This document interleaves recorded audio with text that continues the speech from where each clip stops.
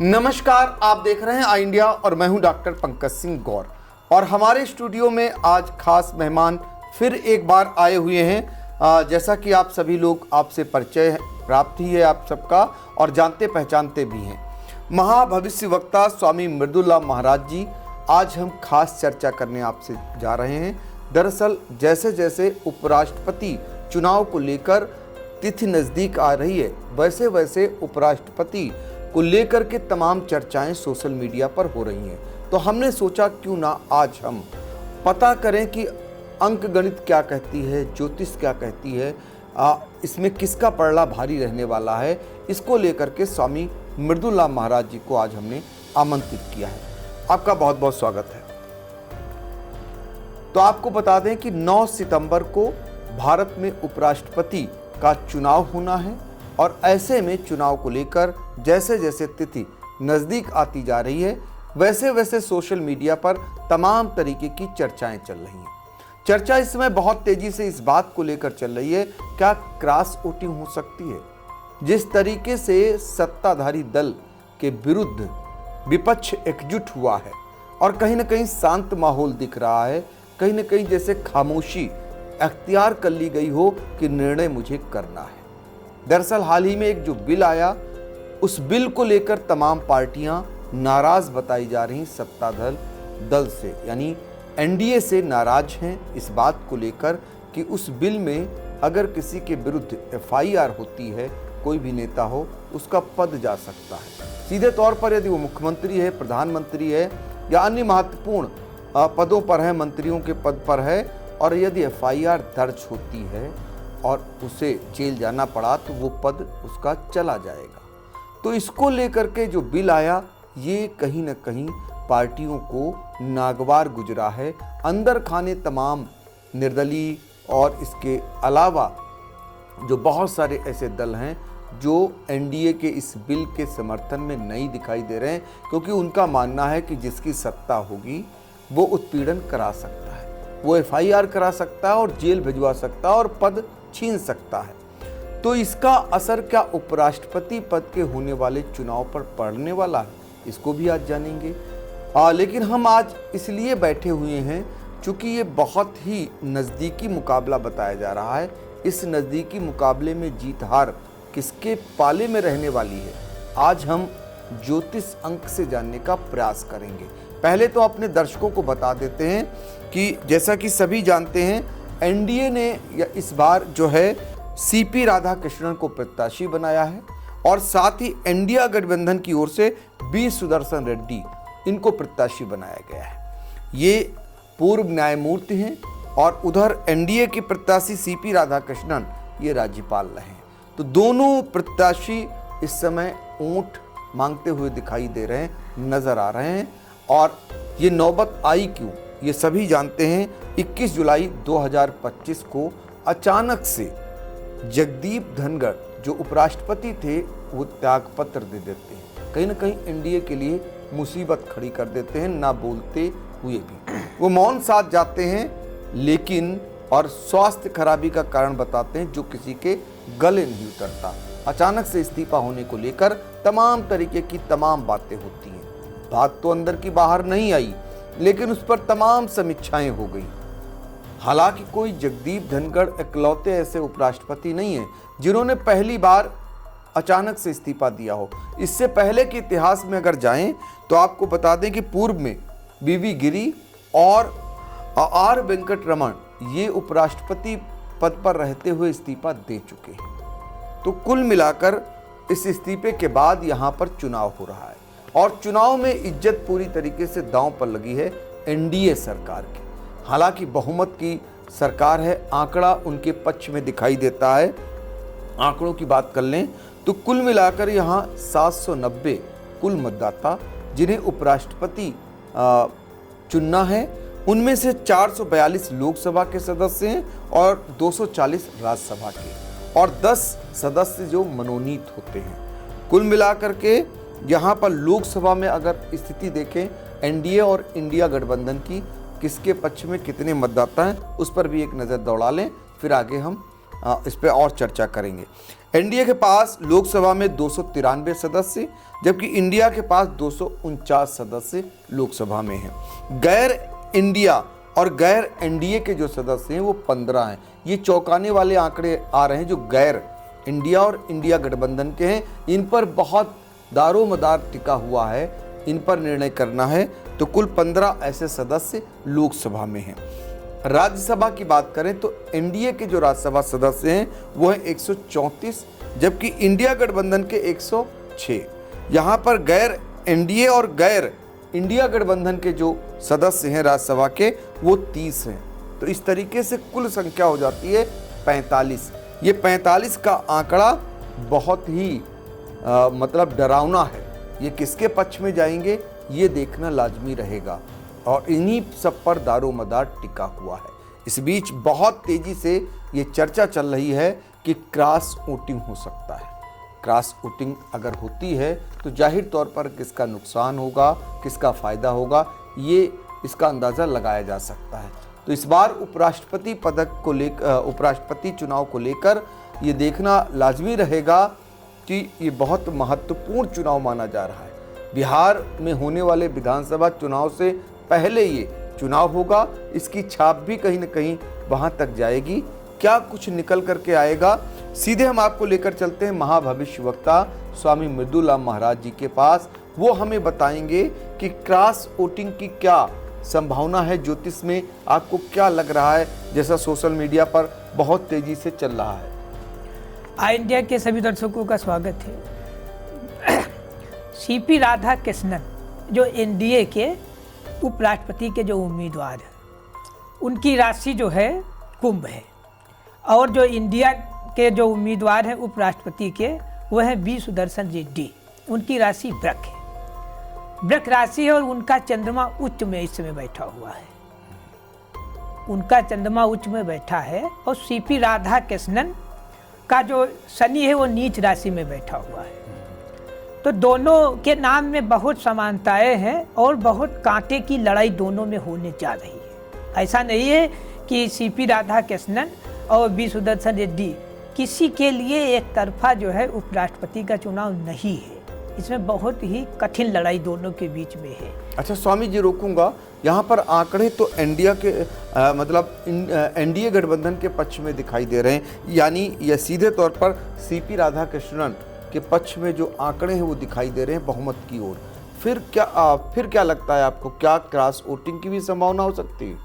देखिए, ऐसा है कि ये आंकड़े तो जमीन पर वोटिंग में कैसे बदलेंगे सीपी राधाकृष्णन के लिए, ये बात है। अभी तो जैसे मान लिया बीजेपी सत्ता में है, केंद्र में है, उसके पास राज्यसभा लोकसभा में दोनों जगह बहुमत है। लेकिन ये भी तो हो सकता है दक्षिण भारत में कई ऐसे दल हैं जो बीजेपी को समर्थन दिए हुए हैं केंद्र में। ये भी हो सकता है वो इनकी नीतियों से न संतुष्ट हों, क्योंकि दक्षिण भारत का प्रत्याशी भी तो इंडिया गठबंधन ने उतारा है। दोनों दक्षिण भारत के आ गए। हाँ, तो दोनों एक, हो सकता है क्या? दोनों दक्षिण भारत के हैं, एक तमिलनाडु से हैं और एक जो है आंध्र प्रदेश से हैं। तो कुल मिलाकर ये कहा नहीं जा सकता है कि ये इंडिया के पक्ष में जा सकता है, ऐसा आसान नहीं है। अच्छा, एक पक्षी नहीं लग रहा है आपको? नहीं, एक तरफा तो चुनाव नहीं लग रहा है।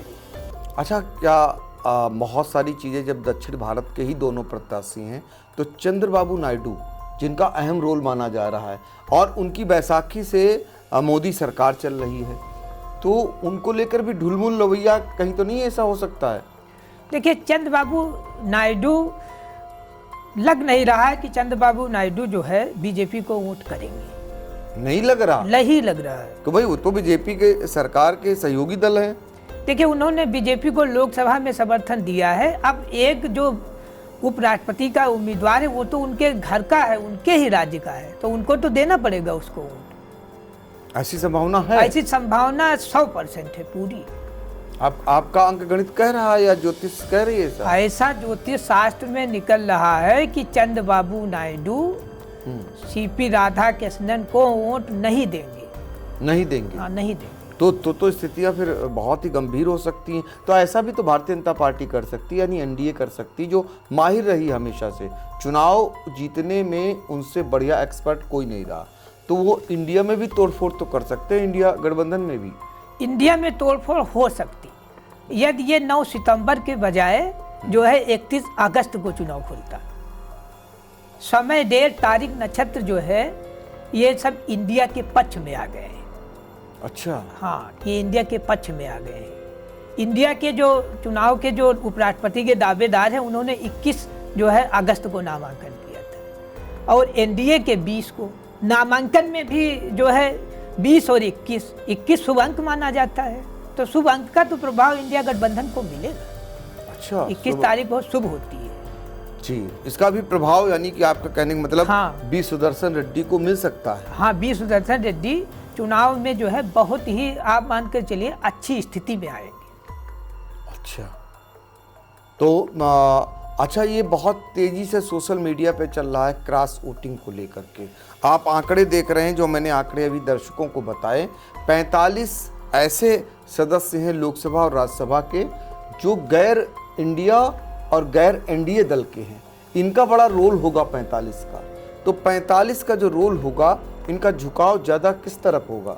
देखिए, 45 आपके जानकारी में आ रहे हैं, हमारी जानकारी में 47 से 69 आ रहे हैं। जो ज्योतिष में निकल रहा है 47 से 69 लोकसभा और राज्यसभा के सांसद हैं जो इंडिया को वोट देंगे। 69? हाँ, 47 से लेकर 69 सांसद, वो किसी के रुकेगे नहीं, वो वोट उनको देना है। तो अगर 47 से 69 देंगे तो 249 का आंकड़ा इंडिया गठबंधन के पास पहले से, और उसमें अगर आप जोड़ दीजिए, आप कह रहे हैं 47 को ही जोड़ दीजिए, तब भी अच्छी खासी तादाद हो जाती, संख्या हो जाती है। हाँ हाँ, तो फिर ऐसे तो जीतते हुए दिखाई दे रही है। तो बी सुदर्शन रेड्डी जो है चुनाव जीत सकते हैं। आप ये दावे के साथ कह रहे हैं? बीजेपी के मौजूदा कई सांसद भी वोट इनको देंगे। ऐसा कारण क्या? कारण ये है कि अमित शाह जो लोकसभा में जो बिल लाए हैं, वो अमित शाह ने जो बिल लाए हैं तो उन्होंने अपने ही सदस्यों को फंसा दिया है। अच्छा, वो बिल पास नहीं हुआ है, वो जेपीसी में चला गया है, लेकिन अमित शाह ने जो ये बोला है तो कहीं ना कहीं जो है लोकसभा और राज्यसभा के सांसदों को दिक्कत है। बिल से डर गए ये हाँ, लोग? बिल से तो सब डरे हुए हैं, सत्ताधारी दल के लोग भी? सत्ताधारी दल के लोग डरे हुए हैं कि वो उन्हीं पे अपना सकते हैं फार्मूला। हाँ, उन्हीं पे फार्मूला अपना सकते हैं। ये अच्छा। इनको नहीं लाना चाहिए था, ये चुनाव हो जाता तब लाते, ये इनको लाना नहीं चाहिए था। तो कहीं ना कहीं अमित शाह जी ने जो बोला है ये ठीक नहीं बोला। जो बिल पास किया, ये बिल जो है इनको बाद में लाना चाहिए था। तो बिल का बड़ा असर दिख रहा है। बिल का बहुत बड़ा 100% असर बिल का दिखेगा।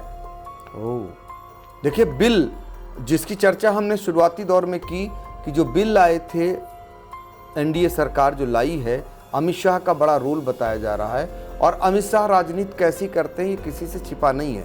अमित शाह अपने दुश्मन को ठिकाने लगाने के लिए किसी भी हद तक जा सकते हैं। अगर उनके साथ वो दोस्ती नहीं करता है, फिर समझिए उसका क्या हासिल होने वाला है। ये बहुत सारे ऐसे मामलों में समय समय पर आता रहा है। तो इस मामले में भी ये माना जा रहा है कि जो बिल लाया जा रहा है उसमें भारतीय जनता पार्टी यानी एनडीए सरकार में बहुत सारे ऐसे महत्वपूर्ण पदों पर बैठे लोग, वो राज्यसभा, लोकसभा से लेकर मंत्री के पदों पर, मुख्यमंत्री के पदों पर जो लोग हैं, उनमें भी इस बात का डर है कि कहीं अगर ये बिल पास हो जाता है और उपराष्ट्रपति उनका अपना बन जाता है तो उनके लिए भी आने वाले समय में वो नुकसानदेह साबित होगा। नहीं तो उन्हें अमित शाह का ही होकर रहना पड़ेगा।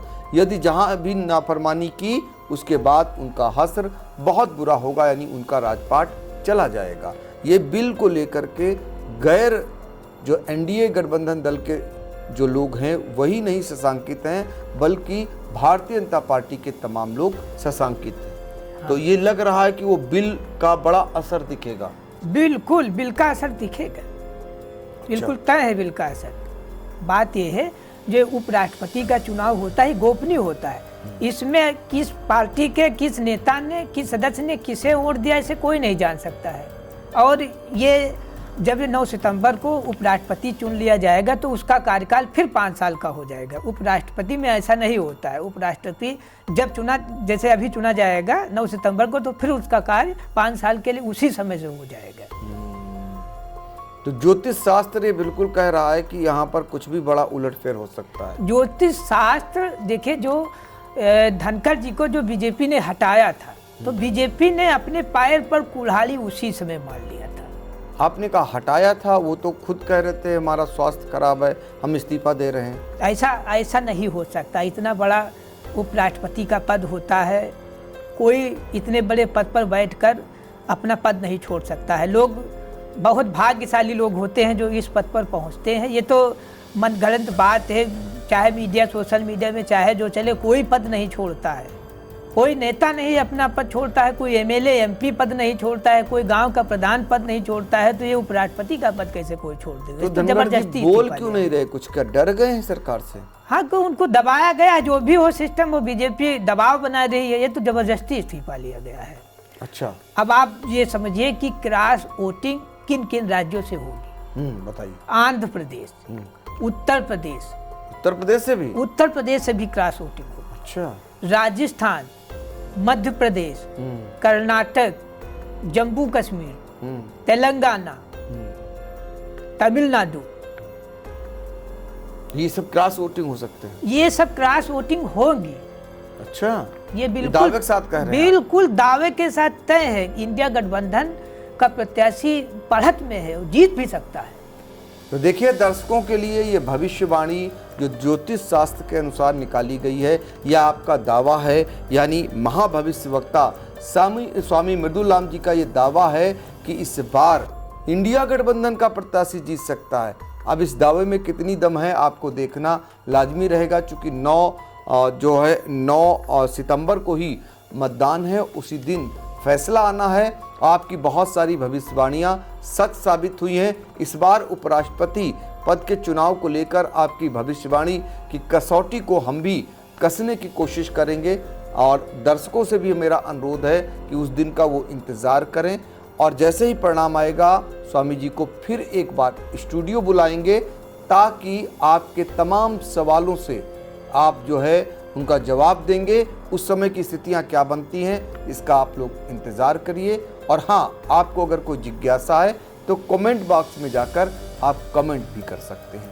स्वामी जी, आपका बहुत बहुत आभार, और उम्मीद करेंगे कि जब परिणाम आएगा और आपकी जो भविष्यवाणी है इसको भी हम देखेंगे, उस दिन भी हम लोग इस पर चर्चा करने के लिए इसी स्टूडियो में बैठेंगे एक बार। आपका बहुत बहुत आभार।